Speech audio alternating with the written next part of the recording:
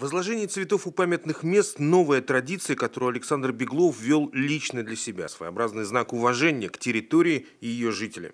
Официальная тема второго визита полпреда в Коми – мониторинг выполнения майских указов президента. Неофициально, в первый пункт назначения, в Воркуту, Александр Беглов, по его собственным словам, приехал морально поддержать жителей Заполярной кочегарки. И приятно ошибся. Гордые воркутинцы ни разу не дали усомниться в своем жизнелюбии. Ни в детском саду с говорящим названием «Радость», ни в школе с углубленным изучением отдельных предметов. Говорят, что здесь депрессивное состояние, еще ничего подобного. Здесь нормальные, хорошие, гордые, продвинутые люди живут. И пример тому можно сказать, что вот смотрите, сегодня в Воркуте нет второй смены в школах. По всей стране, если взять северо-запад, эта проблема будет решена только к 2020 году. Здесь обеспечены ясельные группы от 1,5 лет до 3 лет. А мне одна из заведующих сказала, мы, говорит, и 2-, и 3-месячных возьмем даже, говорит, Татьяна Ильич. У нас все для этого готово. Эта задача тоже по северо-западу должна быть решена только к 2020 году.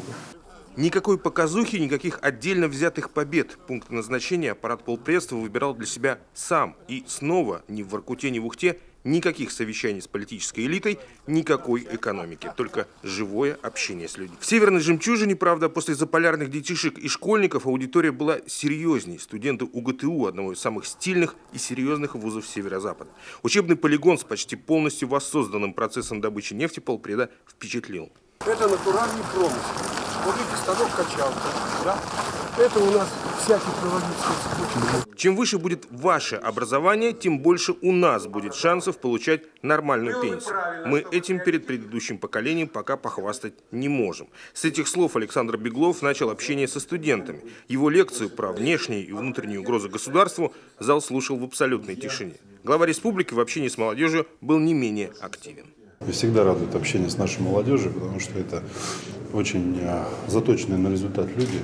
Более того, они патриотично относятся к региону, и всячески мы стараемся поддерживать их стремление здесь остаться, либо вернуться после получения образования. Однодневный визит по 2 городам у Александра Беглова не последний. И в следующий раз в Коми полномочный представитель президента пообещал привести профильных федеральных министров, чтобы все нужные для Коми решения принимались напрямую.